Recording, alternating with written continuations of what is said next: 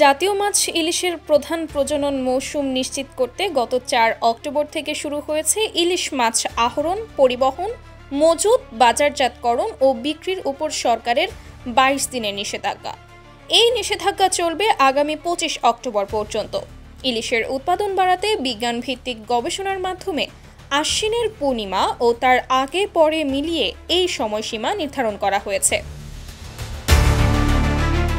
মৎস্য ও প্রাণী সম্পদ মন্ত্রণালয় সূত্র জানিয়েছে, এই ২২ দিনকে মা ইলিশের ডিম ছাড়ার গুরুত্বপূর্ণ সময় হিসেবে চিহ্নিত করা হয়েছে। একটি প্রাপ্তবয়স্ক মা ইলিশ এক প্রজনন মৌসুমে প্রায় ৫ থেকে ২৩ লক্ষ পর্যন্ত ডিম ছাড়তে পারে। এই ডিম থেকে ঝাটকা উৎপন্ন হয়, যা পরবর্তীতে ইলিশের প্রাচুর্য নিশ্চিত করে। গত বছর সফল অভিযানের ফলে বিপুল পরিমাণ ঝাটকা বা রেণু ইলিশ প্রকৃতিতে যুক্ত হয়েছিল, যা ইলিশের উৎপাদন বৃদ্ধিতে সহায়ক ভূমিকা রাখে। নিষেধাজ্ঞা চলাকালীন সময়ে দেশের নদ নদী, মোহনা ও সমুদ্র উপকূলীয় এলাকায় মা ইলিশ রক্ষায় মৎস্য বিভাগ, নৌ পুলিশ, কোস্টগার্ড এবং নৌবাহিনীর সমন্বয়ে বিশেষ অভিযান পরিচালিত হচ্ছে। নিষেধাজ্ঞা থাকা সত্ত্বেও কিছু অসাধু জেলের তৎপরতা লক্ষ্য করা যাচ্ছে। দেশের বিভিন্ন নদ নদী ও অভয়াশ্রম এলাকায় লুকিয়ে মাছ ধরার খবর পাওয়া যাচ্ছে।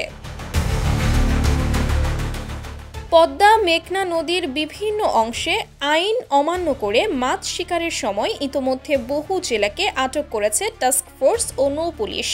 তাদের বিরুদ্ধে ভ্রাম্যমাণ আদালতের মাধ্যমে জেল জরিমানা করা হচ্ছে।